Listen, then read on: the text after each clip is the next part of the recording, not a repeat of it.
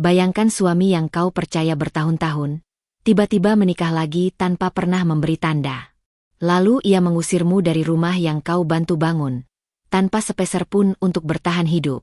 Tapi ketika aku berdiri di jalan, tak tahu harus kemana, seorang lelaki tua menghampiri. Ia menaruh kunci rumah di tanganku dan berbisik pelan, "Ini milikmu sekarang." Saat itu pikiranku kacau. Siapa dia? Kenapa rumah semegah itu diberikan padaku? Dan sejak hari itu, hidupku berubah dengan cara yang tak pernah bisa kubayangkan. Oh iya, sebelum lanjut, jangan lupa klik tombol like. Dan ketik amin di kolom komentar, agar rezeki terus mengalir dan selalu dalam perlindungan Tuhan. Amin. Tulis juga kalian dari kota mana atau asal daerah kalian. Biar kita bisa saling sapa di kolom komentar. Selamat menyaksikan. Aku pernah percaya bahwa rumah tangga adalah tempat teraman di dunia. Tempat di mana dua orang saling bersandar, saling menjaga, bukan saling melukai. Namun perlahan, tanpa suara, tanpa ledakan, sesuatu di dalam kehidupanku mulai retak. Retak kecil yang pada awalnya kuabaikan. Kupikir hanya kelelahan, waktu, atau sekedar fase rumah tangga. Tapi seiring hari berjalan, retak itu tumbuh menjadi jurang yang menelan ketenangan batinku sedikit demi sedikit. Sudah beberapa minggu Arman pulang larut. Dulu, sebelum pekerjaannya naik dan dunianya berubah, ia selalu pulang paling telat jam 8. Masih sempat membawa makanan favoritku atau sekedar roti hangat dari toko dekat kantor. Tapi akhir-akhir ini, jam 12 malam pun masih sering kudengar suara pintu terbuka berat dan langkah tergesa di lantai. Tak ada penjelasan, hanya alasan yang itu-itu saja. Rapat, proyek baru, lembur mendadak. Kata-kata yang dulu kuyakini, kini terdengar seperti pintu yang menutupku dari kebenaran. Aku duduk di meja makan malam itu, di hadapan piring nasi yang sudah dingin. Aku tahu ia tak akan makan, tapi entah mengapa aku tetap siapkan. Kebiasaan yang tidak lagi masuk akal, tapi sulit kuhentikan. Mungkin karena aku masih ingin percaya. Masih berharap hari itu ia pulang seperti dulu. Tersenyum, mencium keningku, lalu bercerita tentang hari panjangnya. Yang datang malam itu hanya suara kunci, pintu dibuka pelan, dan tingkahnya yang buru-buru menyimpan ponsel ke dalam saku sebelum aku sempat melihat layarnya. "Belum tidur?" tanyanya singkat. "Belum." Bagaimana bisa tidur kalau hatiku gelisah begini? Tapi aku hanya menjawab, "Belum, aku tunggu kamu." Ia mengangguk kaku, seolah kalimat itu tak menyentuh apa-apa dalam dirinya. Tidak seperti dulu, saat kata menunggu membuatnya tersenyum kecil, merasa dihargai, merasa pulang. Sekarang tatapannya seperti melewati tubuhku. Jauh, kosong. Aku mencoba mencari kedekatan, sekecil apapun. "Mau makan? Aku sudah siapin." "Sudah makan di luar," jawabnya tanpa melihat wajahku. Lalu ia masuk kamar mandi, meninggalkanku dengan bunyi air mengalir dan rasa asing yang kian menebal. Aku memandang punggungnya yang berlalu, dan untuk pertama kalinya dalam pernikahan kami, aku merasa seperti orang asing di rumahku sendiri. Perasaan itu dingin, tajam, dan menggores relung hati yang paling dalam. Beberapa hari berikutnya, pola itu berulang. Ponsel selalu di balik layar menghadap ke bawah, nada dering dimatikan, pesan masuk hanya dibaca sekilas lalu ia tersenyum samar, senyum yang tak pernah lagi kubagi. Jika aku mendekat, ia menjauh. Jika aku bertanya, jawabannya pendek, seperti kalimat-kalimat yang dilewati dengan sisa kesabaran. Dan ketika aku mencoba meraih tangannya saat menonton televisi bersama, ia pura-pura menggaruk kepala atau meraih remote. Seakan sentuhanku mengganggu ruang yang ia sedang perjuangkan untuk jauh dariku. Aku bukan tidak sadar. Aku hanya menunda percaya. Menunda menerima luka. Hatiku memohon untuk tetap berpegangan pada keyakinan bahwa semua baik-baik saja. Bahwa cinta kami tidak mungkin runtuh begitu saja. Tapi setiap langkahnya, setiap pandangannya yang lebih sering terpaku pada layar ponsel, setiap alasan lembur yang terdengar hambar, membawa isyarat yang membuatku sulit bernapas. Suatu sore, saat menata lemari buku ruang kerja Arman, aku melihat sebuah kotak kecil di sudut meja. Kotak hitam beludru dengan pita emas. Bukan milikku, aku yakin. Tanganku sempat gemetar saat menyentuhnya. Ketika kubuka perlahan, ada kalung elegan bertatahkan batu kecil. Cantik, mewah, dan bukan seleraku.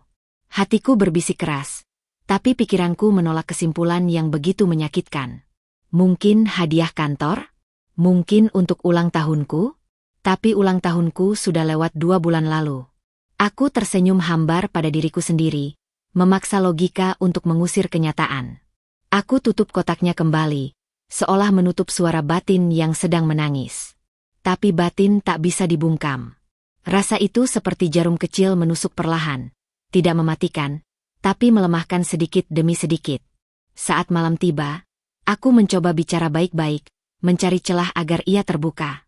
Mas, akhir-akhir ini kamu terlihat capek. Ada yang mau kamu ceritakan? Ia menghela napas berat, bukan karena lelah, tapi karena terganggu. Jangan mulai ya, Nat. Aku lagi banyak kerjaan.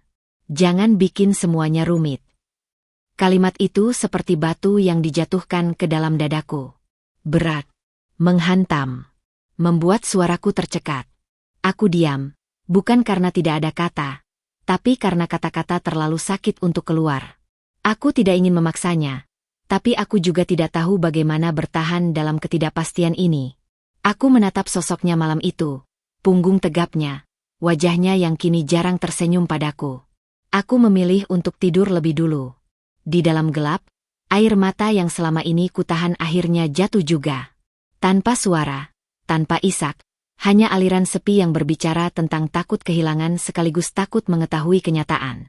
Dan saat aku terpejam, aku sadar satu hal. Sesuatu telah berubah dan tidak akan pernah sama lagi. Namun aku masih belum siap menghadapi pecahan kebenaran itu. Aku mendekap bantal, berharap besok pagi membawa jawaban atau setidaknya kekuatan. Aku belum tahu, badai yang lebih besar sedang menunggu di tikungan waktu. Tapi malam itu aku hanya seorang istri yang berusaha tetap percaya. Meski dunia di dalam dadaku mulai bergetar, seperti kaca yang retak menunggu pecah. Pelan, di ujung kesadaranku, aku berbisik lirih. Allah, jika ini awal dari sesuatu, kuatkan aku. Karena dalam sunyi itu, aku tahu, perubahan besar sedang mendekat. Dan hidupku tidak akan lagi berjalan seperti kemarin. Pagi itu udara terasa lebih dingin dari biasanya. Padahal matahari sudah naik cukup tinggi. Aku bangun lebih awal, berharap semangkuk sup hangat dan segelas teh manis bisa membuat suasana rumah kembali seperti dulu. Seperti usaha kecil untuk menambal sesuatu yang retak, berharap sentuhan hangat bisa memperbaiki celah yang kutahu semakin melebar. Tapi sesungguhnya, dalam hati, ada ketakutan halus menyelinap. Seperti firasat yang tak mau diam, berputar seperti ombak yang tak berhenti memukul pantai sepi. Arman belum bangun saat aku menata meja makan. Aku memandang kursinya lama, seakan menunggu jawaban dari benda mati. Sejak kapan aku menjadi perempuan yang berharap dari kursi kosong? Tapi itulah aku belakangan ini, selalu menunggu, selalu berharap, meski tidak ada kepastian apa yang kutunggu. Ketika akhirnya ia keluar kamar, rambutnya masih basah, wajahnya segar, tapi tidak ada senyum yang biasa singgah di wajahnya seperti dulu. Tatapannya hanya menyapu ruangan sekilas sebelum berhenti pada ponselnya, bukan pada sosok yang menunggu di meja makan dengan hati terikat oleh rasa cemas. Makan dulu sebelum berangkat, ucapku perlahan, mencoba terdengar ceria, padahal suaraku bergetar halus. Aku buru-buru, ada meeting pagi ini, jawabnya cepat, lalu meraih jaketnya. Aku menelan ludah perlahan. Seteguk teh saja. Ia berhenti sejenak, bukan karena tersentuh, tapi karena ponselnya bergetar. Ia melihat layar itu, dan untuk pertama kalinya aku menangkap senyum lembut muncul di wajahnya. Senyum yang sudah lama tidak diarahkan padaku. Senyum yang membuat jantungku jatuh ke dasar dadaku seperti batu besar. Aku pergi. Pintu tertutup. Suara langkahnya menjauh. Dan keheningan kembali menguasai rumah. Aku duduk, menatap piring yang tidak disentuh, memperhatikan sendok yang masih rapi di sisi sup yang kini kehilangan fungsinya. Ada dorongan kecil di dalam diriku. Sesuatu yang selama ini kubungkam karena takut dicap curiga tanpa alasan. Tapi pagi itu, saat napasku terasa sesak dan hatiku seperti memanggil kebenaran yang selama ini ditolak, aku mengambil ponsel yang ia tinggalkan di meja. Mungkin ia terlalu terburu-buru, atau terlalu percaya bahwa aku tidak akan pernah mencari. Terlalu yakin bahwa kesetiaanku pada cinta melebihi keberanianku menghadapi kenyataan. Tanganku gemetar saat ku genggam ponselnya. Seolah benda itu adalah pintu ke dunia yang selama ini tersembunyi dariku. Aku menelan rasa takut, mencoba menenangkan napas yang mulai tidak teratur. Jari-jariku menyusuri layar, membuka galeri yang tidak pernah lagi kubuka sejak ia mulai menjaga jarak. Awalnya hanya foto kerja, dokumen, dan beberapa screenshot. Tidak ada yang aneh. Tapi kemudian aku menemukan folder bernama Special Moments. Folder yang tidak pernah ada sebelumnya. Folder yang dilindungi sandi singkat, dan entah mengapa, jariku mengetikkan tanggal ulang tahunku. Folder itu terbuka. Ironis sekali. Kode hari kelahiranku justru membuka lembaran paling menghancurkan dalam hidupku. Di dalamnya, ada foto-foto. Banyak. Foto Arman yang tersenyum hangat. Foto sebuah tangan perempuan memegang lengannya. Foto makan malam mewah. Foto siluet dua orang bergandengan. Foto mereka di sebuah tempat dengan latar lampu-lampu romantis. Lalu foto yang membuat tubuhku membeku. Foto pernikahan sederhana. Arman dan seorang perempuan lain, dengan gaun putih sederhana, cincin di jari mereka, dan tatapan bahagia yang tidak pernah lagi kubaca di matanya saat ia menatapku. Aku menutup mulut dengan tangan, menahan suara yang ingin pecah dari tenggorokanku. Dadaku seperti dihantam palu. Napasku terputus-putus. Aku ingin jatuh, tapi lantai terlalu jauh. Dunia terasa berputar, bukan cepat, tapi justru lambat. Seolah semesta ingin aku merasakan setiap detik rasa hancur itu merembes ke dalam tulang-tulangku. Tanganku masih memegang ponsel itu erat, seolah benda itu akan terbang jika kulepaskan. Setiap foto yang kuremang terasa seperti pisau, tapi aku tetap melihat, seakan hatiku ingin memastikan rasa sakit itu nyata. Ada video. Jemarinya menggandeng perempuan itu. Suara tawa yang dulu hanya milikku. Kalimat pelan dari Arman dalam video itu menghancurkan seluruh sisa pertahananku. Denganmu aku merasa pulang. Denganmu. Bukan denganku. Dengan perempuan lain. Aku menutup mata. Air mata tidak lagi bisa tertahan. Jatuh satu-satu, lalu deras. Seperti hujan yang datang tiba-tiba setelah langit menahan mendung terlalu lama. Bukan tangis ribut, tapi tangis yang dalam, yang keluar dari tempat paling sunyi di dalam diri seseorang. Aku tidak berteriak. Bahkan tidak ada tenaga untuk marah. Yang ada hanya kehampaan yang menyedot seluruh ruang dalam tubuhku. Rasanya seperti hatiku diperas hingga kering. Lalu dibiarkan meletakkan dirinya sendiri di lantai dingin realita. Kupeluk tubuhku sendiri, seakan bisa menahan pecahnya bagian dalam jiwa yang tidak terlihat mata. Kalimat yang terus berdengung di kepalaku adalah satu kalimat sederhana namun mematikan. Aku tidak cukup baginya. Di tengah sesak itu, aku perlahan meletakkan ponsel kembali seperti semula. Seakan jika kutata lagi, kisah itu tidak pernah kulihat. Seakan aku masih punya beberapa jam untuk berpura-pura bahwa hidupku belum robek. Namun sedalam apapun aku mencoba menyangkal, kebenaran itu sudah menembus, meninggalkan bekas luka yang tidak bisa dihapus. Aku duduk diam lama sekali, memeluk diriku sendiri. Dalam bisikan yang lemah, aku hanya mampu berkata pelan, Allah, kalau ini benar, beri aku kekuatan. Jangan biarkan aku hancur sendirian. Dan di pagi yang sunyi itu, untuk pertama kalinya aku sadar bahwa cinta yang kubangun dengan harapan dan kesetiaan bisa runtuh tanpa suara. Bukan karena waktu, tapi karena seseorang memilih untuk meninggalkan. Aku belum tahu bagaimana rasanya menghadapi tatapannya nanti. Aku belum tahu apa yang akan terjadi ketika pintu rumah ini kembali terbuka malam nanti. Yang aku tahu hanyalah ini. Dunia yang kupegang selama ini baru saja runtuh di tanganku. Dan serpihan-serpihannya masih menggores kulitku. Aku menutup mata. Dalam keheningan rumah yang tiba-tiba terasa asing, aku berbisik pada diriku sendiri, bukan untuk menenangkan, tapi untuk bertahan hidup satu detik lagi. Jangan roboh sekarang. Belum. Karena meski dada ini sesak, aku tahu perjalanan rasa sakit ini baru saja dimulai. Malam itu bukan sekadar malam. Ia adalah pintu yang membuka bab paling pahit dalam hidupku. Setelah menemukan kebenaran yang tertanam jelas di layar ponsel Arman, aku menunggu ia pulang seperti seseorang menunggu badai yang pasti datang, meski berharap ada keajaiban terakhir yang menahan langit agar tak pecah. Setiap detik terasa berat, seolah waktu enggan bergerak karena tahu langkah yang akan datang hanya membawa luka. Rumah terasa semakin sunyi, namun bukan sunyi yang menenangkan. Sunyi itu seperti ruang kosong yang memantulkan ketakutan. Aku duduk di sudut sofa, tangan meremas ujung bantal, napas teratur yang dipaksakan agar tidak goyah sebelum waktunya. Aku tidak ingin meledak. Aku tidak ingin menjerit. Aku hanya ingin bertanya, mengapa? Apa salahku? Apa yang berubah? Tapi hati kecilku tahu, jawaban apapun tidak akan menghapus kenyataan. Jam menunjukkan pukul 11 malam ketika suara pintu terbuka. Arman masuk dengan aroma parfum yang asing bagiku, aroma manis lembut yang jauh dari pilihan parfum lelaki, aroma yang tidak pernah kubelikan dan tidak pernah kulihat di lemari kami. Hatiku jatuh lagi, meski ia sudah patah sebelumnya. Kenapa belum tidur? Ia bertanya datar, meletakkan kunci tanpa menoleh. Aku mengumpulkan napas. Kita perlu bicara. Ia terdiam sebentar, namun tidak menoleh. Perlahan ia melepaskan jaket, menggantungnya, lalu baru menatapku. Tatapan yang tidak menunjukkan kejutan, tidak menunjukkan keheranan. Justru seolah ia sudah tahu percakapan ini akan datang. Itu membuatku semakin sakit.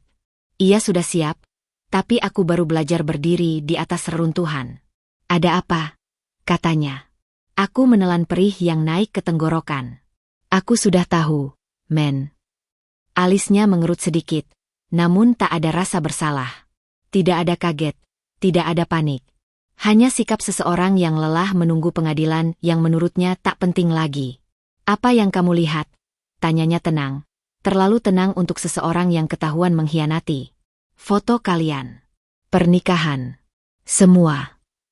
Suaraku pecah sedikit, namun aku bertahan. Arman menghela napas, bukan napas penyesalan, tapi napas orang yang merasa ingin menyelesaikan drama panjang yang menurutnya melelahkan. Kalau kamu sudah lihat, ya sudah. Aku memang menikah. Dunia berhenti. Kata itu keluar begitu mudah, begitu ringan, seakan tidak mengandung hidupku di dalamnya. Aku menatapnya, mencari sedikit rasa penyesalan di wajahnya, secuil rasa bersalah, secercah cinta yang dulu pernah ada. Namun yang kutemukan hanya ketidakpedulian yang dingin, seperti batu yang tidak bisa disentuh oleh panas apapun. Dan kamu tidak merasa perlu bicara padaku. Bisikku. Aku capek, Nat. Kita sudah tidak cocok. Kita jalan masing-masing saja. Kalimat itu menusukku lebih tajam daripada semua foto dan video yang kulihat. Tidak cocok? Setelah bertahun-tahun bersama, setelah membangun semuanya dari nol, ia menyimpulkan hidup kami dengan dua kata sesederhana itu? Aku mengorbankan banyak hal untuk kita. Ucapku, suaraku mulai bergetar. Mimpi, karir, waktu, semua untuk mendukungmu. Dan aku berterima kasih. Tapi hidup harus berjalan. Lalu ia mengatakan kalimat yang membuatku benar-benar runtuh. Kamu bisa pergi besok. Darahku serasa berhenti mengalir. Apa maksudmu, pergi? Rumah ini terlalu besar untuk kita berdua. Aku butuh ruang untuk hidupku yang baru.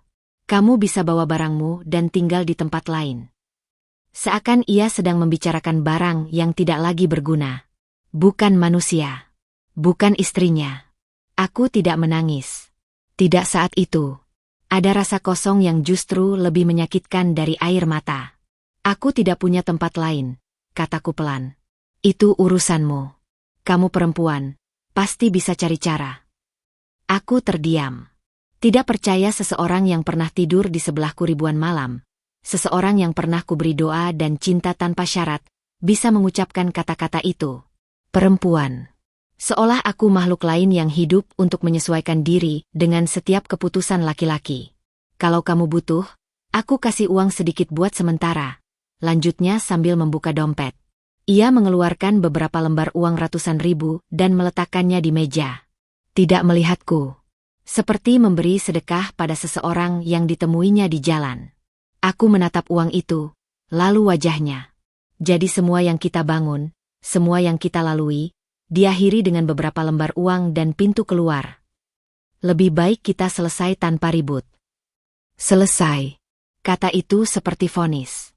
Ia menutup percakapan dan menutup buku hidup kami tanpa tanya.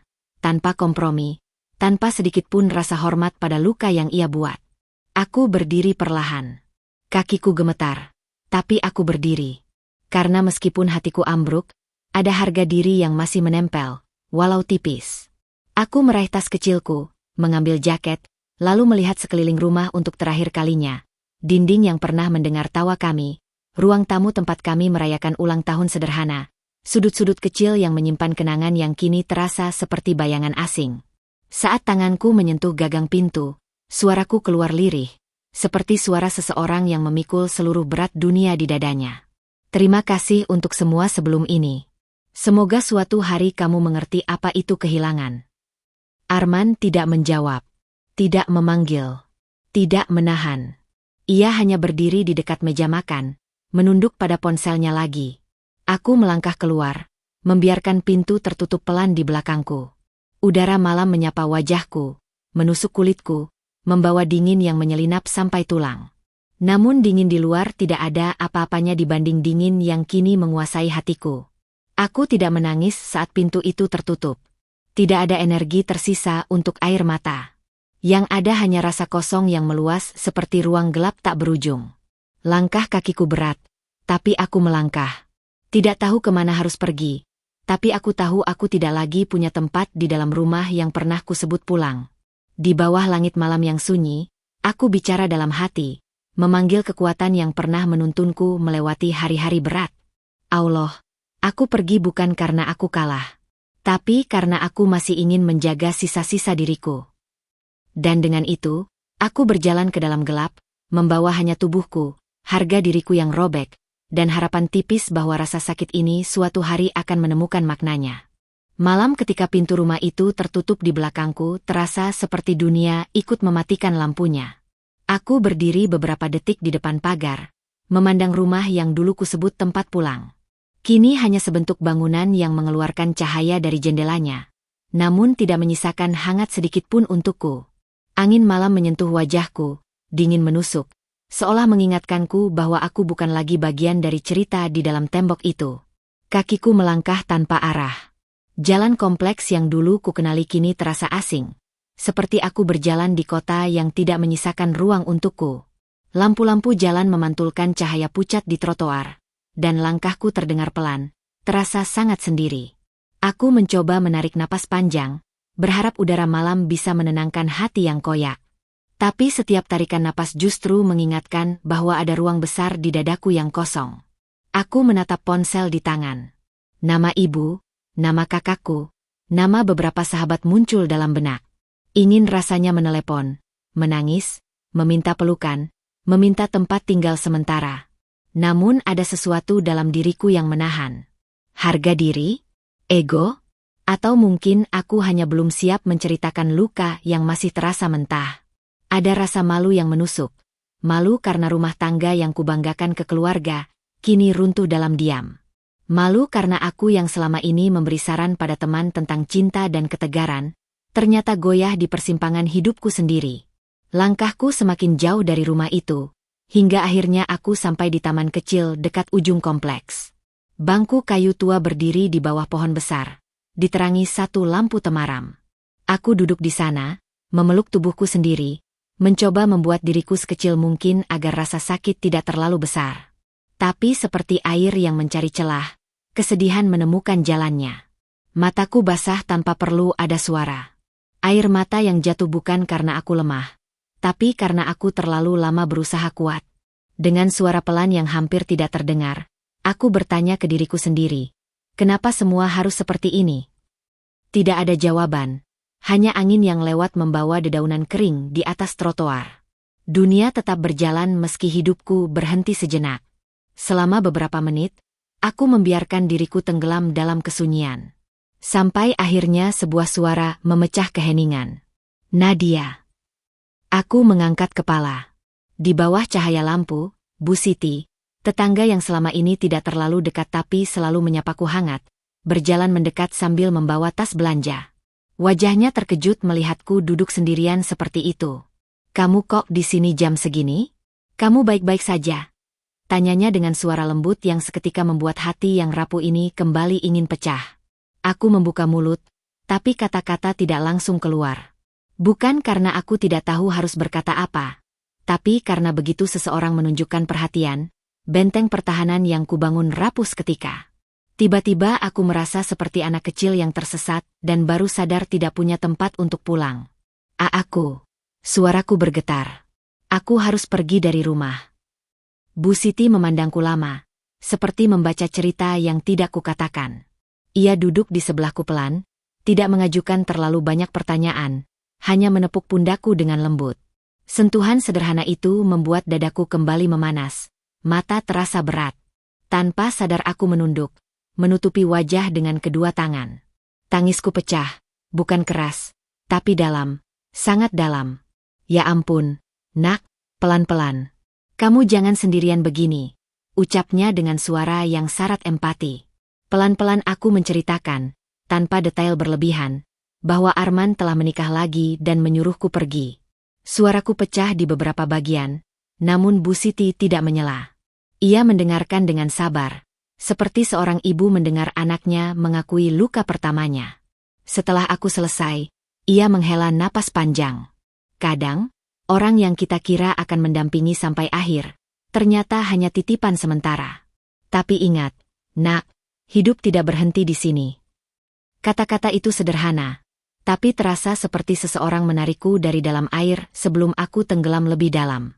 Kamu ikut ibu dulu ke rumah, ya? Istirahat, mandi, makan. Besok baru pikir langkah berikutnya, katanya sambil menggenggam tanganku. Aku mengangguk pelan. Bukan karena aku tidak ingin berjuang sendiri, tapi karena pada titik itu, aku tahu aku tidak perlu menjadi pahlawan dalam setiap momen. Ada saatnya kita menerima tangan yang diulurkan. Rumah Bu Siti hangat.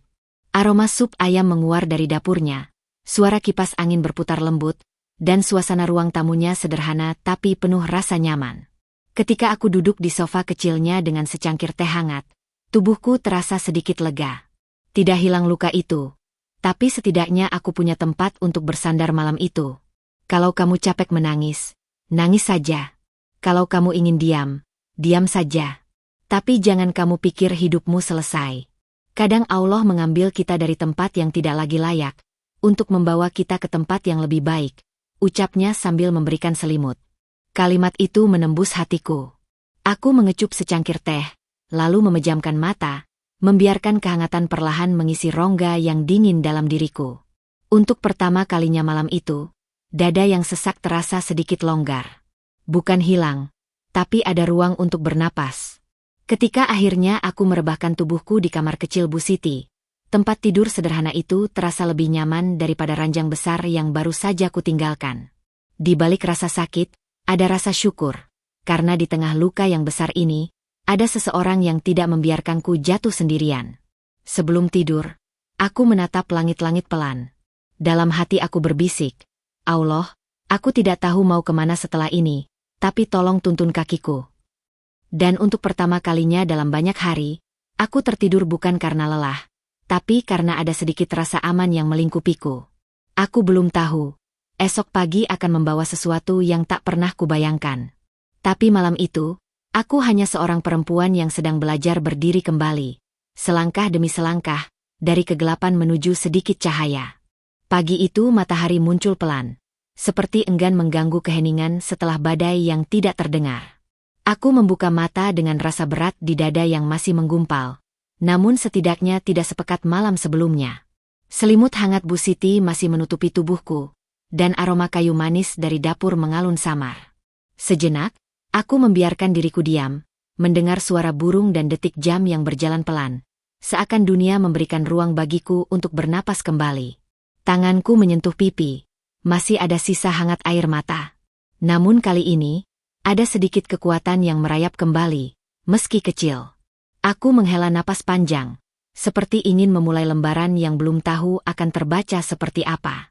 Saat aku keluar kamar, Bu Siti sudah duduk di meja makan, menyiapkan sepiring roti dan semangkuk bubur ayam. Kamu sudah bangun? Ayo sarapan dulu, biar ada tenaga. Hari ini kamu harus kuat, ujarnya. Suaranya penuh ketulusan yang membuat hatiku kembali lembut. Aku tersenyum kecil, meski bibirku hampir tidak bisa terangkat. Terima kasih, Bu. Kamu tidak sendirian, nak, katanya sambil menyentuh tanganku perlahan. Sentuhan itu menyalakan sesuatu dalam diriku. Perasaan bahwa walaupun aku disakiti orang yang sangat kupercaya, dunia tidak sepenuhnya kejam. Seusai sarapan, aku berdiri di depan jendela rumah Bu Siti. Jalan kompleks itu terlihat sama seperti kemarin. Anak-anak naik sepeda, seorang ibu menyiram tanaman, suara kendaraan pelan melintas. Namun bagiku, dunia sudah berubah sepenuhnya. Aku meraih tas kecilku, hanya memuat beberapa pakaian dan barang pribadi yang berhasil kubawa kemarin. Rasanya aneh, hidupku yang dulu terasa penuh kini bisa masuk dalam sebuah tas kecil. Bu Siti menatapku. Kamu mau kemana setelah ini? Pertanyaan itu menggantung di udara. Aku tidak punya jawabannya. Bahkan aku tidak tahu harus mulai dari mana. Aku menunduk sebentar sebelum menjawab. Aku belum tahu. Tapi aku tidak mau jadi beban. Bu Siti tersenyum tipis. Matanya hangat namun penuh khawatir. Beban itu bukan kamu, tapi luka yang kamu bawa. Yang penting kamu jangan salah langkah. Kalau kamu butuh, rumah ini terbuka. Aku mengangguk, menahan air mata. Aku tidak ingin menangis lagi hari ini. Aku harus mencoba berdiri, meski kakiku masih gemetar. Dengan langkah pelan, aku keluar dari rumah Bu Siti. Udara pagi menyentuh wajahku, membawa aroma rumput basah dan angin yang lembut. Aku berjalan menyusuri jalan kompleks, tidak tahu tujuan pasti. Hanya mengikuti langkah kakiku, berharap semesta menuntunku ke tempat yang tepat. Setiap rumah yang kulewati seperti mengingatkanku pada kehidupan yang dulu kumiliki. Kini tinggal bayangan. Aku berhenti di persimpangan jalan yang tidak pernah terasa sejauh itu sebelumnya. Saat aku sedang mencoba menentukan arah, suara langkah pelan terdengar di belakangku. Aku menoleh. Seorang lelaki tua berjalan mendekat, rambutnya penuh uban, wajahnya keriput namun bersih, matanya teduh seperti seseorang yang sudah melihat banyak kehidupan dan luka tapi tetap memelihara kelembutan dalam hatinya. Anak muda, sapanya dengan suara tenang. Suara itu lembut namun penuh bobot, seolah setiap kata yang keluar menyimpan cerita panjang. Aku diam sejenak, sedikit bingung. Iya, Pak. Beliau menatapku cukup lama. Seakan membaca kisah hidupku tanpa aku perlu bercerita. Ada sesuatu dalam tatapannya yang membuatku merasa terbuka. Seperti ia melihat pikiranku, bukan hanya wajahku. Kau baru melewati sesuatu yang berat, ucapnya pelan.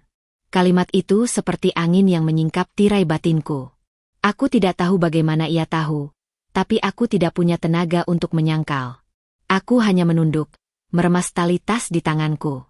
Ia mendekat beberapa langkah lagi. Terkadang, hidup mengambil sesuatu dari kita bukan untuk menghukum, tapi untuk membebaskan. Tapi rasa itu baru akan kau mengerti nanti. Aku menatapnya, bingung bercampur takjub. Kata-katanya menusuk pelan namun tidak menyakitkan. Lebih seperti obat yang masih hangat namun belum meresap. Tapi ketika kau tidak tahu harus kemana, lanjutnya, semesta biasanya mengirimkan tanda. Kau hanya perlu cukup tenang untuk melihatnya. Dari saku mantel tuanya, ia mengeluarkan sesuatu. Sebuah kunci. Kunci rumah, dengan gantungan kecil berbentuk rumah mungil dari kayu. Ia mengulurkan kunci itu padaku dengan tangan yang bergetar namun mantap. Ini milikmu. Aku menatapnya, terperangah. Pak, maaf, apa maksudnya? Kamu butuh tempat. Dan rumah itu butuh seseorang yang hatinya masih percaya pada kebaikan, meski sedang terluka. Jantungku berdetak cepat. Tangan yang memegang tali tas menjadi dingin. Rasanya seperti aku berdiri di tengah mimpi yang terlalu nyata. Tapi, saya tidak mengenal Bapak. Ia tersenyum. Senyum yang tidak berupa simpati kosong, tapi pemahaman. Senyum seseorang yang memberi karena ingin, bukan karena wajib. Kita tidak selalu harus mengenal seseorang untuk menjadi bagian dari perjalanan mereka. Kemudian ia memberikan secarik kertas kecil. Ada alamat tertulis di sana. Tulisan rapi namun sedikit miring, seperti seseorang yang terbiasa menulis pesan penting dengan tangan. Simpan ini. Datangi ketika kau siap. Aku menatap kunci dan kertas itu, gemetar. Kenapa saya, Pak? Ia menatap jauh, seakan melihat sesuatu di balik diriku. Karena kau masih memilih percaya meski dikhianati. Karena kau tidak mengotori luka dengan dendam. Dunia jarang memberi hadiah pada orang seperti itu, tapi hari ini, mungkin ia sedang ingat. Udara di sekitarku seperti berhenti. Rasa panas mengalir di mata, bukan karena sedih, tapi karena sesuatu yang baru tumbuh di dalam dada. Sebuah harapan yang kecil, lembut, tapi nyata. Lelaki tua itu menepuk pundakku sekali, kemudian berjalan pergi tanpa menoleh, seolah tugasnya untuk hari itu sudah selesai. Aku berdiri diam, memandangi kunci di tanganku. Rasanya berat, bukan karena logamnya, tetapi karena makna yang belum ku mengerti sepenuhnya. Aku memejamkan mata, menarik napas dalam-dalam. Untuk pertama kalinya setelah peristiwa kemarin, aku merasa tidak sepenuhnya tersesat. Apa ini jawaban MU? Ya Allah, gumamku lirih. Bukan sebagai protes, tapi sebagai syukur yang belum berani bersuara terlalu keras. Aku menggenggam kunci itu dengan kuat. Tidak tahu apa yang menunggu di alamat itu. Tidak tahu apakah itu awal baru atau sekadar pelarian sebentar. Yang ku tahu hanya satu. Seseorang di dunia ini, entah siapa, percaya bahwa aku pantas mendapatkan tempat untuk memulai kembali.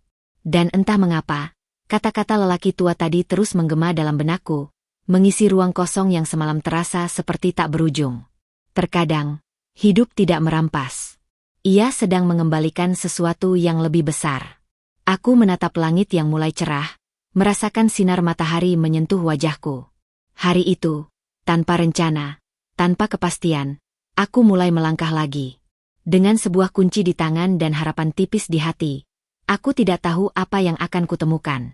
Tapi untuk pertama kalinya setelah semuanya hancur, aku siap untuk mencari. Alamat di kertas kecil itu menggantung bagai takdir yang menunggu disentuh. Seharian aku memegangnya, membolak-baliknya, mencoba memahami apa yang sebenarnya sedang terjadi. Bagian dari diriku masih ingin menganggap semuanya kebetulan, atau mungkin aku sedang menjadi korban lelucon yang kejam. Namun ada sesuatu yang tak bisa kupungkiri, tatapan lelaki tua itu. Tatapan yang tidak meminta apapun, tidak menjanjikan apapun, tapi memberiku rasa percaya yang tidak kutemukan dimanapun sejak hidupku terbelah. Menjelang sore, setelah berulang kali menatap alamat itu dan menimbang keberanianku, aku berdiri di depan sebuah halte kecil. Tangan yang menggenggam kunci terasa basah, bukan karena hujan, langit cerah, melainkan karena gugup. Aku naik angkot dengan langkah ragu, duduk di kursi dekat jendela. Jalanan kota terlihat lewat seperti film yang terlalu cepat, penuh wajah asing yang tak tahu pertarunganku hari itu. Angin dari jendela membawa aroma aspal panas dan suara pedagang asongan, namun pikiranku hanya berputar pada satu tujuan, rumah di alamat itu. Waktu terasa panjang, namun tiba-tiba sopir berkata, "Mbak, turun di sini kalau ikut alamat itu." Aku kaget. Seakan semesta ikut mengantarku. Aku membayar dan melangkah turun. Jalanan di sini lebih tenang, pepohonan besar berjejer, dan rumah-rumah tampak rapi, jauh dari hiruk-pikuk yang tadi kulalui. Udara seperti lebih sejuk, atau mungkin itu hanya perasaanku. Begitu berada di depan gerbang tinggi berwarna putih dengan garis emas halus di sudutnya, aku tertegun. Ini bukan rumah biasa. Ini rumah besar, bukan megah sombong, tapi elegan dan hangat. Halaman luas dengan tanaman yang tertata rapi, lampu taman yang belum menyala tapi terlihat mahal. Dan yang paling terasa adalah suasana sunyi damai yang jarang ada di rumah-rumah besar. Bukan sunyi angkuh, tapi sunyi yang menyambut. Aku memegang kunci itu lebih erat. Benarkah ini tempatnya? Bisikku pada diri sendiri. Ada bel elektronik di samping gerbang. Namun entah mengapa aku ingin mencoba kunci itu dulu. Seolah aku harus membuktikan sesuatu untuk diriku sendiri sebelum meminta bantuan orang lain. Tanganku bergetar saat memasukkan kunci ke lubang kecil di sisi gerbang. Rasanya seperti ritual. Ketika kunci berputar mulus dan terdengar bunyi klik lembut, nafasku tertahan. Gerbang besar itu perlahan terbuka, otomatis, seakan dipandu sistem yang siap menyambut siapapun yang memiliki kunci itu. Aku menelan ludah. Langkahku terasa ringan dan berat sekaligus saat melangkah ke dalam.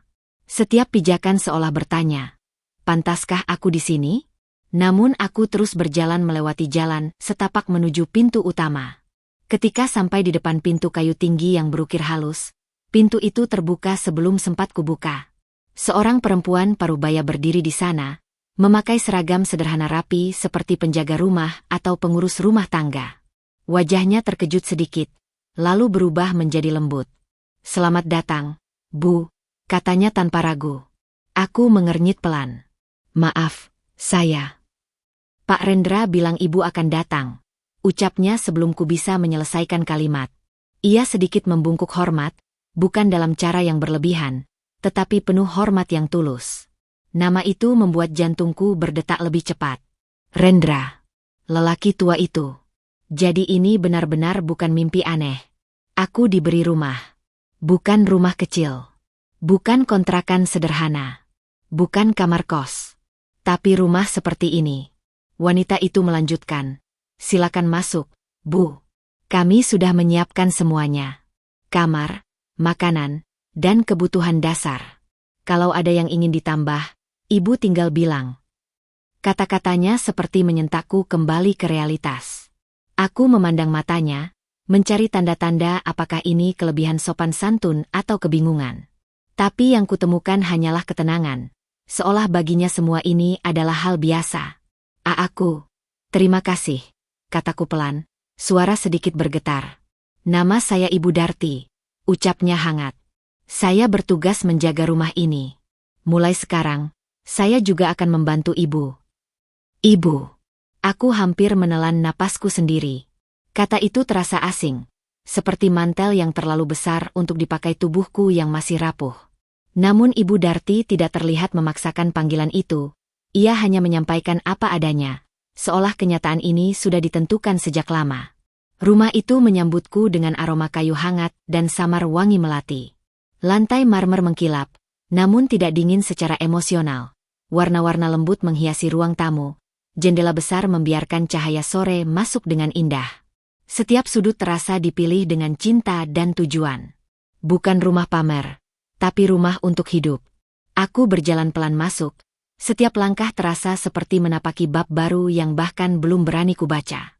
Di ruang tamu, sofa empuk menunggu, dan di sudut terdapat vas bunga segar, mawar putih dan lili, yang baunya menenangkan, seakan tahu luka yang kubawa dan ingin menutupnya dengan kelembutan. Tubuhku tiba-tiba melemas. Bukan karena lelah fisik, tapi karena emosiku tidak lagi mampu menahan semua beban yang bercampur dengan rasa syukur yang berat. Aku duduk perlahan di sofa, tangan masih menggenggam kunci itu, seakan kalau kulepaskan, semua akan hilang. Apa aku pantas berada di sini? Pertanyaan itu keluar sebagai bisikan, bukan untuk Ibu Darti, tapi untuk diriku sendiri, untuk langit, untuk Allah yang mungkin sedang mengatur benang takdirku pelan-pelan. Ibu Darti hanya tersenyum lembut. "Rumah ini bukan tentang pantas atau tidak, Bu. Kadang hidup memberi kita ruang baru saat yang lama sudah tidak bisa ditempati lagi." Kata-katanya membuat mataku panas lagi. Bukan kesedihan yang menusuk seperti kemarin, tapi campuran haru dan ketakutan akan harapan. Luka masih ada, tetapi ada sesuatu yang bergerak pelan. Seperti bunga yang mulai membuka kelopaknya di bawah sinar matahari setelah badai panjang. "Kalau Ibu ingin istirahat, kamar utama sudah disiapkan," tambahnya. "Atau, Ibu bisa lihat-lihat dulu. Ini rumah Ibu sekarang." Rumah Ibu sekarang. Kalimat itu menempel di dadaku, bergetar halus, mengisi ruang hampa yang ditinggalkan penghinaan dan pengusiran semalam. Aku mengangguk pelan, berdiri, melangkah melewati ruang tamu menuju koridor yang tenang. Tirai putih tipis bergoyang pelan tertiup angin dari jendela yang sedikit terbuka. Tubuhku masih membawa bayangan luka, tapi di bawah bayangan itu, sesuatu mulai tumbuh. Sebuah perasaan kecil tapi kuat bahwa mungkin, hanya mungkin, hidupku belum selesai. Aku menyentuh gagang pintu kamar yang ditunjukkan. Saat kubuka, ruangan itu seperti pelukan bagi jiwa yang letih. Tempat tidur besar dengan sprei putih bersih, jendela yang menghadap taman, dan kursi kecil di sudut ruangan dengan selimut lembut. Aku berjalan masuk, membiarkan jemariku menyentuh kain halus sprei. Air mata jatuh lagi, tapi bukan hanya sedih, ada syukur yang menggulung. Di kamar sunyi itu, aku menghela napas panjang, hampir seperti menghembuskan semua rasa sakit keluar, walaupun aku tahu belum semuanya hilang. Dalam hatiku aku berbisik lirih. Allah, Jika ini jalan MU untukku, bimbing aku agar kuat menjalaninya. Lalu aku duduk di tepi ranjang, merasakan empuknya menopang tubuhku yang lelah. Untuk pertama kalinya sejak aku meninggalkan rumah kemarin, aku merasa tidak lagi mengambang di antah berantah. Aku merasa mendarat. Dan entah bagaimana, di tengah semua luka dan kebingungan, bibirku akhirnya bisa menarik senyum kecil, pelan, rapuh, namun nyata. Aku tidak tahu siapa yang menyiapkan takdir ini. Aku tidak tahu apa yang akan datang. Tapi di dalam rumah asing yang entah mengapa terasa seperti tempat yang sudah lama menungguku, satu perasaan muncul di dalam dada. Untuk pertama kalinya, aku punya ruang untuk mulai sembuh. Malam pertama di rumah itu terasa seperti berada di antara dua dunia. Yang satu adalah hidup lama yang terbelah dan masih bergetar di dada, dan yang satu lagi adalah ruang baru yang hangat namun belum berani kusentuh sepenuhnya. Aku duduk lama di ranjang, membiarkan jemariku menyusuri lipatan kain selimut yang lembut, seakan mencoba meyakinkan diri bahwa ini nyata. Bahwa tidak ada suara suami yang menunggu di luar pintu, tidak ada ponsel yang disembunyikan, tidak ada perasaan ditinggalkan di tengah rumah yang dulu kusebut milik bersama. Ada hanya aku, dan keheningan yang justru terasa seperti doa yang belum selesai. Pagi datang dengan cahaya yang masuk lembut dari jendela besar. Bukan cahaya yang memaksa, tapi cahaya yang mengelus pelan kulitku dan membisikkan, "Bangun, kamu masih di sini." Aku merentangkan tubuh, merasakan otot-otot yang semalam tegang kini mulai lunak. Di meja kecil dekat ranjang ada nampan berisi segelas air hangat, roti, dan buah. Ibu Darti pasti meletakkannya tanpa ingin mengganggu. Kebaikan yang tidak kutahu harus kubalas bagaimana. Saat aku turun ke ruang tamu, aroma teh melati sudah memenuhi udara. Ibu Darti tersenyum sambil memegang tatakan cangkir. "Pagi, Bu. Tidurnya enak." Aku mengangguk, tidak mampu menyembunyikan rasa haruku. "Terima kasih, Bu. Terima kasih untuk semuanya." Beliau menatapku dalam-dalam, lalu berkata, "Rumah ini bukan tempat untuk berdiam dalam sedih. Ini tempat untuk memulai lagi." Kata-katanya menjadi pijakan pertama dalam hari yang belum kukenal bentuknya. Aku duduk di teras rumah, memandangi taman hijau yang terhampar. Daun-daun bergerak pelan tertiup angin, suara burung terdengar dari kejauhan, dan di jalanan kecil depan rumah sesekali lewat orang bersepeda santai. Tidak ada hiruk-pikuk, tidak ada tuntutan. Hanya ketenangan, seperti dunia sengaja diperlambat agar aku bisa belajar berdiri kembali. Aku menarik napas panjang. Dari mana aku harus memulai? Gumamku. Jawabannya tidak datang dari luar. Ia muncul dari dalam, seperti benih lama yang mulai tumbuh. Dulu, sebelum hidupku menjadi garis lurus yang hanya menuju Arman, aku punya mimpi kecil. Aku suka memasak, suka membuat makanan rumahan untuk teman kampus, suka menghabiskan waktu di dapur dengan tangan bau bawang dan hati hangat karena orang-orang menikmati makananku. Setelah menikah, aku tidak berhenti memasak, tapi aku berhenti bermimpi. Semua fokusku kuberikan pada rumah tangga dan pekerjaan Arman. Tidak ada ruang untuk diriku sendiri. Kini, ruang itu kembali. Meski terasa asing, aku masuk ke dapur rumah itu. Dapur yang rapi, lapang, modern, namun tidak kaku. Ada rak rempah dengan botol-botol tertata, peralatan yang mengilap, dan aroma roti panggang yang seakan tertinggal dari pagi tadi. Aku membuka kulkas. Bahan-bahan segar tertata rapi. Naluri lamaku muncul begitu saja. Tanpa sadar, tanganku mulai bergerak, mencuci sayur, memotong bawang, menyiapkan bahan untuk sup ayam sederhana. Bukan karena aku lapar, tapi karena saat pisau menyentuh talenan, hati terasa lebih tenang. Api kompor menyala, air mendidih, dan aroma kaldu mulai memenuhi ruangan. Sesederhana itu aku merasa hidup kembali. Seolah ada bagian diriku yang lama hilang kini kembali duduk di dalam dada. Saat sup hampir matang, Ibu Darti muncul di ambang pintu dapur, tersenyum melihatku. "Sudah lama tidak lihat ada yang masak di sini," katanya. Aku tertawa kecil, suara yang rasanya asing namun menyenangkan. "Dulu saya sering masak, Bu.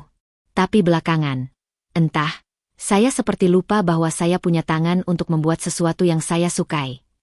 "Sekarang kamu ingat," jawabnya. "Sup itu bukan makanan istimewa, Tapi ketika kuangkat mangkuk pertama dan menghirup aromanya, ada rasa bangga yang sederhana namun dalam. Aku duduk di meja makan, menyantapnya perlahan. Suapan pertama terasa seperti kembali ke rumah, bukan rumah fisik, tapi rumah dalam diriku sendiri. Siang menjelang, dan aku memutuskan untuk melihat halaman belakang. Pintu kaca terbuka ke taman kecil dengan bangku kayu dan pohon besar yang menaungi sebagian area.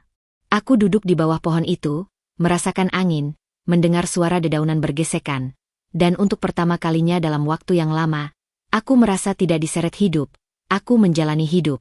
Namun, kedamaian itu bukan berarti tidak ada luka. Ada saat-saat ketika bayangan Arman muncul, senyumnya dulu, tatapannya ketika masih mencintaiku, janji yang pernah ia ucapkan. Hati masih berdenyut perih saat mengingat bagaimana ia mengusirku seperti barang yang selesai dipakai. Tapi kini perih itu tidak berubah menjadi kehancuran. Ia berubah menjadi alarm halus. Aku pernah jatuh, dan aku memilih bangkit. Ketika sore tiba, aku duduk di ruang keluarga dengan secangkir teh. Ponselku berbunyi. Nama yang muncul di layar membuat jantungku berhenti sesaat. Arman. Tanganku refleks gemetar. Dunia di sekitarku seperti berhenti, kembali menyajikan luka kemarin yang belum sepenuhnya mengering. Namun aku tidak mengangkat telepon itu. Aku menatap namanya lama, membiarkan rasa sakit itu terasa tapi tidak menguasai. Lalu aku menekan tombol diamkan, meletakkan ponsel terbalik di meja. Itu keputusan kecil, tapi rasanya besar. Seperti menutup pintu dengan tangan yang sempat ragu tapi akhirnya mantap. Aku memilih diriku hari ini, gumamku lirih. Malam turun perlahan, lampu-lampu taman menyala lembut, dan suara air dari kolam kecil di sudut halaman terdengar seperti musik tenang.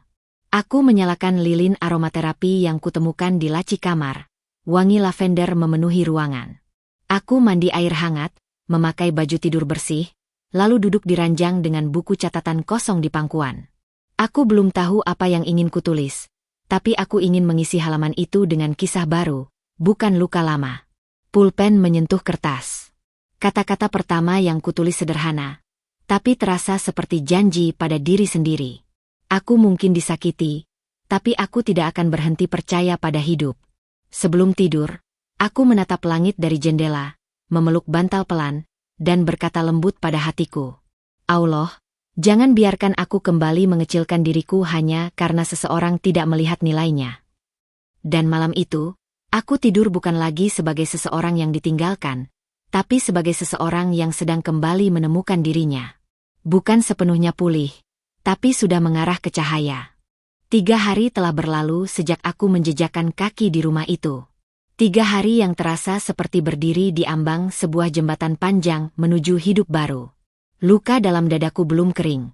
Sesekali masih berdenyut tiba-tiba, tapi kini ada ruang untuk bernapas di antara rasa sakit itu. Ada detik-detik kecil di mana hatiku tidak lagi terbelenggu kenangan pahit, melainkan mulai menatap ke depan, meski masih pelan. Rutinitasku mulai terbentuk.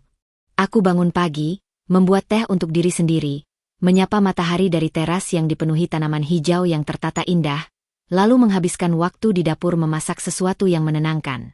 Setiap irisan bawang, setiap adonan roti, setiap uap yang naik dari panci terasa seperti terapi yang diam-diam menyambungkan kembali potongan jiwa yang patah. Rumah yang semula terasa asing kini perlahan menjadi tempat yang bisa kusinggahi tanpa rasa takut kehilangan. Tapi hari ini berbeda. Ada ketukan di pintu utama. Suara pelan tapi mantap yang membuatku tersentak dari pikiran. Ibu Darti membuka pintu, dan suara ramah dari luar terdengar. "Selamat pagi, Bu. Saya dari rumah sebelah." Aku melangkah ke ruang tamu dan melihat seorang wanita berdiri di depan pintu. Usianya sekitar awal 50-an, penampilannya sederhana tapi rapi, auranya hangat seperti seseorang yang terbiasa menyapa dunia dengan senyum. "Selamat pagi," ucapku pelan sambil mendekat. Wanita itu menatapku dengan mata penuh rasa ingin tahu, namun tidak menusuk. "Oh, jadi Anda yang menempati rumah ini sekarang?" tanyanya sopan. Aku mengangguk, sedikit gugup. "Iya, Bu. Baru beberapa hari." "Perkenalkan, saya Bu Laras. Rumah saya di sebelah kanan." Ia menunjuk dengan senyum hangat. Biasanya rumah ini tidak pernah ditempati. Jadi saya senang akhirnya ada penghuni tetap. Kata itu, penghuni tetap, menyentuhku lebih dalam daripada seharusnya. Aku belum berani menyebut diriku demikian. Tapi mendengarnya dari orang lain seperti dorongan kecil untuk percaya. Terima kasih banyak, Bu, ujarku, senyumku tipis tapi jujur. Saya Nadia. Kami saling berjabat tangan. Tangan Bu Laras hangat, genggamannya mantap, seperti seseorang yang membawa ketenangan di setiap langkahnya. Ia memandang rumah sebentar, lalu kembali menatapku. Rumah ini istimewa. Pemiliknya dikenal sangat baik, meski misterius. Bibirnya melengkung kecil. Jarang sekali beliau memberikan akses penuh pada seseorang. Aku terdiam. Hati mulai dipenuhi rasa penasaran yang sejak awal sudah menari-nari namun belum berani kutanya. Tapi aku menjaga nada suaraku tetap rendah. Saya sendiri masih belum paham banyak, Bu. Bu Laras mengangguk. Terkadang kebaikan datang tanpa penjelasan. Yang penting kita merawatnya. Ia menatapku lebih dalam, suaranya melunak. Dan merawat diri saat Tuhan. Ia buru-buru meralat. Maksud saya saat Allah mengirimkan kesempatan baru. Dadaku menghangat. Ada sesuatu dalam kata-kata itu yang memberikan legitimasi pada kehadiranku. Sebuah pengakuan tanpa aku minta. Setelah berbasa-basi sejenak, ia pamit. Tapi saat melangkah pergi, ia menoleh lagi. Nanti sore, ikut saya ke pertemuan kecil ibu-ibu komplek, ya? Tidak resmi, hanya kumpul santai. Mereka semua baik. Saya yakin mereka akan senang bertemu tetangga baru. Aku hampir ingin menolak, bukan karena tidak mau, tetapi karena belum siap bertemu banyak orang dengan luka yang masih kental. Namun ada sesuatu dalam ajakan itu yang terasa seperti pintu kecil yang seharusnya kubuka. Baik Bu, insya. Aku berhenti, lalu memperbaiki. Iya, saya akan coba datang. Setelah Bu Laras pergi, aku kembali duduk di teras. Sinar matahari menyentuh wajahku, hangat dan lembut, seperti tangan ibu yang membelai kening anaknya. Di kejauhan, terdengar suara tawa anak-anak. Dunia berjalan terus. Dan aku mulai ikut bergerak, meski pelan. Siangnya, aku memutuskan berjalan-jalan di sekitar kompleks. Ingin mengenal lingkungan baru, ingin melihat dunia dari sudut yang lebih luas daripada trauma yang membelenggu. Halaman-halaman rumah terawat, pepohonan rindang berdiri sebagai penjaga keteduhan, dan beberapa tetangga yang kulalui menyapa dengan senyum ramah. Tidak ada tatapan menghakimi, tidak ada bisik-bisik menyakitkan. Semua terasa damai. Di ujung jalan, aku menemukan taman kecil. Ada kursi-kursi kayu, bunga-bunga warna-warni, dan air mancur mungil yang mengalir pelan. Aku duduk di sana, membiarkan suara air menjadi pengiring pikiranku. Ada momen ketika ingatan tentang Arman kembali datang, bukan sebagai luka yang merobek, tapi sebagai bayangan yang mengingatkanku pada jalan yang sudah kulewati. Aku tidak lagi merasa layak menerima semua itu. Perlahan aku mulai melihat bahwa kepergiannya bukan akhir hidupku, melainkan akhir tempatku menetap pada hal yang salah. Mungkin aku selalu terlalu sibuk bertahan dalam kehidupan yang tidak lagi memberi ruang padaku, bisikku pada diri sendiri. Dan untuk pertama kalinya, aku merasakan sesuatu yang hampir seperti syukur. Syukur karena dikeluarkan dari tempat yang sebenarnya tidak lagi menyayangiku. Syukur karena diberikan kesempatan untuk memulai lagi, meski caranya menyakitkan. Sore menjelang, dan aku memutuskan pulang untuk bersiap mengikuti pertemuan kecil itu. Saat membuka pintu rumah, aroma wangi bunga dari vas dekat jendela menyapaku. Rumah ini benar-benar seperti memelukku. Aku berjalan ke kamar, mengganti pakaian dengan gamis sederhana, menyisir rambut, dan melihat diriku di cermin. Wajah itu masih menyimpan sisa luka. Tapi ada cahaya kecil di mata yang sebelumnya padam. Bukan cahaya kemenangan, tapi cahaya seseorang yang menemukan pijakan setelah jatuh. Saat aku hendak mengambil tas kecil, ponsel di meja berbunyi. Notifikasi pesan masuk. Ketika kulihat layar, tubuhku menegang sejenak. Arman, kita perlu bicara. Hanya 4 kata. Tapi rasanya seperti pintu lama yang tiba-tiba diketuk keras dari luar. Aku menatapnya lama. Tidak ada gejolak marah, tidak ada detak jantung panik yang kacau seperti kemarin. Hanya ada rasa mantap yang perlahan tumbuh. Aku tidak perlu percakapan itu. Bukan sekarang, bisikku, lalu meletakkan ponsel menghadap meja. Aku menutup mata sebentar, menghirup napas panjang. Aku memilih diriku. Dan sore itu aku melangkah keluar, bukan sebagai wanita yang ditinggalkan, tapi sebagai wanita yang sedang belajar menerima tempat baru yang disiapkan semesta untuknya. Setiap langkah terasa berat sekaligus ringan. Berat karena luka masih ada. Ringan karena hari ini, aku tidak berjalan untuk menghindari masa lalu. Aku berjalan untuk menyambut masa depan. Dan untuk pertama kalinya, aku benar-benar merasa, dunia mulai berbalik arah. Bukan untuk memanjakanku, tapi untuk menuntunku menemukan versi terbaik dari diriku sendiri. Pertemuan sore itu berjalan hangat, jauh lebih baik dari yang kubayangkan. Para ibu di komplek menyambutku dengan ramah. Ada yang bertanya mengenai hobiku, ada yang memuji caraku membawa diri, ada pula yang hanya tersenyum seakan berkata, "Kamu aman di sini." Walau awalnya aku canggung, pelan-pelan aku mulai merasa diterima. Namun saat pulang, sore berubah menjadi malam yang berat dalam cara yang berbeda. Bukan karena sedih, melainkan karena sebuah perasaan besar seperti hendak mengetuk pintu hidupku lagi, entah membawa apa. Begitu aku sampai di rumah, Ibu Darti mendekat dengan langkah yang sedikit lebih cepat dari biasanya. Matanya terlihat seperti menyimpan rahasia yang siap diungkap. "Bu, Pak Rendra ada di ruang tamu. Beliau menunggu." Jantungku berdetak sedikit lebih keras. Nama itu, sosok itu. Lelaki tua yang memberiku kunci hidup baru. Aku mengangguk pelan, menenangkan napas, lalu berjalan menuju ruang tamu. Di sana ia duduk, membelakangi cahaya lampu gantung yang hangat. Tubuhnya tegap meski usianya jelas tak muda lagi. Ketika ia menoleh dan tersenyum, senyum itu masih sama. Senyum seseorang yang tidak membutuhkan pengakuan atas kebaikannya. "Aku senang kau datang," ucapnya lembut.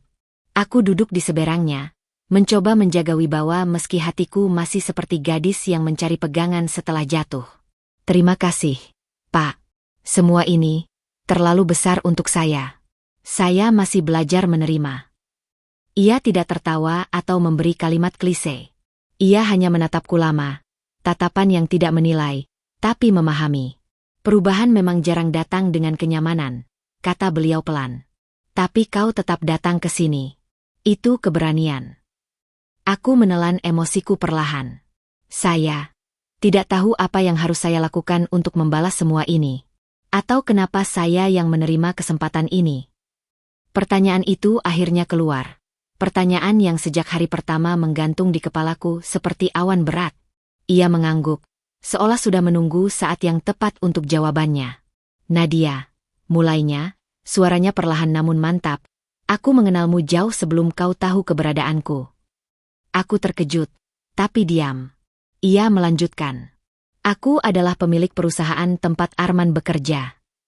Dunia seperti berhenti sejenak. Aku membeku, memandangnya dengan mata yang melebar. Napasku tercekat di tenggorokan. Kata-kata itu terlalu besar untuk langsung kupahami. Beliau tersenyum kecil melihat reaksiku. "Ya, aku Bos Arman." Walaupun ia tidak pernah benar-benar mengenalku. Aku mengamati dari jauh. Aku punya kebiasaan memperhatikan orang yang bekerja untukku. Bukan hanya kinerja mereka, tapi karakter mereka. Aku merasakan telapak tanganku mulai dingin. "Dan saya?" tanyaku pelan. "Kau," jawabnya, matanya bersinar lembut, "adalah alasan Arman berhasil di awal." Kata-katanya menusuk hatiku, bukan menyakitkan, tapi membuka luka lama yang tak pernah kuberi suara. Semua malam yang kulewati membuat proposalnya, semua saran yang kuberikan saat ia terjebak masalah kerja, semua ide bisnis kecil yang kuformulakan lalu ia yang mendapat pujian, kini terasa nyata kembali. "Dia tidak pernah menyebutmu. Tapi aku tahu," lanjutnya. "Orang seperti Arman tidak tumbuh begitu saja tanpa seseorang di belakangnya. Dan aku melihat bagaimana ia berubah. Saat ia mulai naik, ia lupa dari mana ia datang. Dan lupa pada siapa yang berjalan bersamanya." Mataku panas. Rasanya seperti ada tangan yang menyingkap tirai yang selama ini menutup kebenaran. "Jadi Bapak Aku ingin memastikan bahwa ketidakadilan tidak berdiri terlalu lama tanpa jawaban, katanya pelan. Saat aku tahu apa yang ia lakukan padamu, aku marah. Tapi lebih dari marah, aku merasa berkewajiban. Beliau merogoh saku jasnya, mengeluarkan surat kecil dan meletakkannya di meja di antara kami. Rumah ini adalah milikmu, bukan pinjaman, bukan hadiah yang harus kau bayar. Ini hakmu. Aku tertegun. Tapi kenapa saya? Pak? Banyak orang mengalami kesulitan di luar sana. Banyak yang mungkin lebih membutuhkan daripada saya. Ia tersenyum lagi, tapi kali ini ada berat yang indah dalam suaranya. Karena kau kehilangan sesuatu bukan karena salahmu, tapi karena kesetiaanmu tidak dijaga. Karena kau memilih kesabaran, bukan kekacauan. Dan dunia jarang memberi hadiah pada hati yang begitu. Jadi biarlah kali ini ia melakukannya. Air mata akhirnya jatuh, tapi bukan seperti sebelumnya. Ini bukan tangis patah hati. Ini tangis seseorang yang tiba-tiba diingatkan bahwa Allah tidak pernah membiarkan luka berjalan sendiri. Sesuatu dalam dadaku terbuka lebar, bukan untuk rasa sakit, tapi untuk cahaya yang jarang kugenggam. Terima kasih. Suaraku pecah, lirih, tapi penuh jiwa. Saya tidak tahu bagaimana bisa menerima ini tanpa merasa kecil. Kau tidak kecil, jawabnya. Kau hanya lupa bahwa dirimu berharga sebelum seseorang membuatmu merasa sebaliknya. Kata-kata itu meresap, pelan tapi tegas, seperti air yang mengisi retakan tanah kering. Kemudian ia berdiri, perlahan tapi anggun. Kau tidak berhutang apa-apa padaku. Yang perlu kau lakukan hanyalah membangun dirimu kembali. Itulah balasan terbaik. Sebelum keluar, ia menatapku sekali lagi. Satu hal terakhir, katanya. Jangan kembali ke masa lalu hanya karena ia mengetuk. Pintu hidupmu yang baru sudah terbuka. Jangan biarkan siapapun menutupnya. Aku mengangguk, tidak bisa berkata apa-apa. Dan ketika ia pergi, pintu menutup perlahan, meninggalkan keheningan besar yang terasa seperti pelukan. Aku duduk di sofa, menggenggam surat itu, air mata jatuh satu-satu. Bukan karena aku rapuh, tapi karena untuk pertama kalinya aku merasa diangkat, bukan ditinggalkan. Diberi tempat, bukan diusir. Diakui, bukan dilupakan. Aku tidak sendirian, bisikku, suaraku gemetar namun penuh tekad. Allah menjaga caranya sendiri. Dan malam itu, aku tahu luka itu tidak untuk menghancurkan. Luka itu adalah bukti bahwa aku pernah mencinta dengan tulus, dan kini semesta mengembalikan jalanku. Aku menutup mata. Di tengah rumah yang kini benar-benar menjadi milikku, aku membiarkan hatiku beristirahat, sebelum bab terakhir kehidupan lamaku benar-benar selesai. Besok akan menjadi hari yang berbeda. Aku bisa merasa itu di setiap denyut nadi yang. Pagi itu, matahari tidak hanya terbit di langit, ia juga terbit di dalam dadaku. Aku bangun dengan rasa yang berbeda.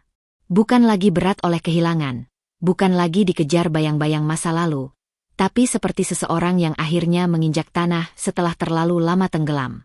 Cahaya menyelinap masuk melalui tirai tipis kamar, memantul di sudut-sudut ruangan, dan menghadirkan kehangatan yang sulit dijelaskan.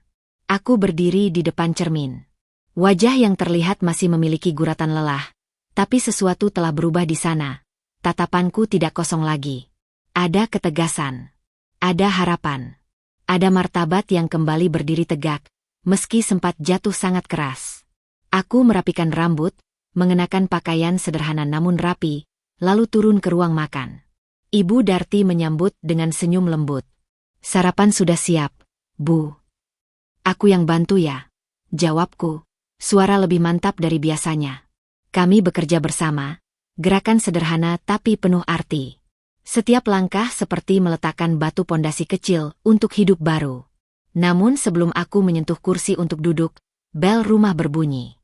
Satu denting yang menggetarkan udara. Dan, entah mengapa, hatiku ikut berdebar. Ibu Darti melangkah ke pintu. Ada ucapan singkat, suara laki-laki samar. Lalu langkah kaki memasuki rumah.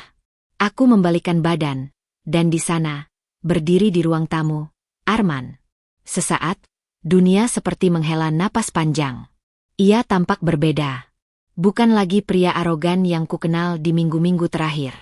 Wajahnya tegang, lelah, ada bayangan kecemasan di matanya. Begitu matanya bertemu mataku, ia menunduk, seolah tak mampu menatap langsung. Nadia. Suaranya pecah, bukan keras, tapi rapuh. Suara seseorang yang kehilangan pijakan. Aku minta maaf. Kalimat yang dulu kutunggu, kini terdengar seperti gema yang datang terlambat. Aku mematung sejenak, tapi dadaku tidak lagi sesak. Ada jeda hening panjang sebelum jawabanku muncul. Untuk apa kau datang? Suaraku tenang, bukan dingin. Tenang yang muncul setelah semua gelombang badai lewat. Ia menghela napas panjang, bahunya turun seperti seseorang yang akhirnya melepaskan beban besar. Aku dengar rumah ini resmi jadi milikmu. Aku diam. Tidak menyangkal, tidak membenarkan. Aku juga tahu siapa sebenarnya Pak Rendra. Wajahnya berubah, campuran penyesalan dan ketakutan. Dia pemilik perusahaan. Aku tidak pernah tahu. Ada kepahitkan dalam suaranya, tapi berbeda dengan dulu. Kali ini bukan kesombongan terluka, melainkan rasa malu yang telanjang. Aku dipecat, lanjutnya lirih. Dan, Rani. Ia berhenti, menelan keras. Dia meninggalkanku begitu tahu semuanya. Ada secuil rasa pedih di sana, tapi bukan untuknya, melainkan rasa sedih bahwa cinta dan kesetiaan bisa begitu mudah diperdagangkan dalam hidup manusia. Namun aku tidak marah, tidak membalas, tidak menghakimi. Luka itu sudah lewat. Aku salah, katanya lagi, air mata menumpuk di garis kelopak. Aku pikir aku sedang mengejar kebahagiaan. Tapi aku malah menghancurkan hidup yang selama ini menopangku. Aku menatapnya lama. Dulu, tatapan itu akan dipenuhi cinta yang menuntut jawaban. Kini tatapanku hanya memuat kejujuran dan batas. Arman, ucapku lembut, namun tegas, kau bukan hanya menghancurkan hidupku. Kau menghancurkan dirimu sendiri. Tapi itu bukan lagi tugasku untuk memperbaikinya. Air matanya jatuh. Mungkin untuk pertama kali, ia benar-benar melihat akibat dari keputusannya. Bukan hanya merasakannya di kulit, tapi sampai ke dalam tulang. Aku ingin kembali, katanya pelan, hampir seperti doa yang dipohonkan pada langit yang tertutup. Berikan aku kesempatan. Aku menggeleng pelan. Bukan karena amarah, tapi karena hati yang telah memilih untuk sembuh. Kesempatan itu pernah ada, jawabku. Dan kamu memilih untuk meninggalkannya. Aku tidak membencimu lagi.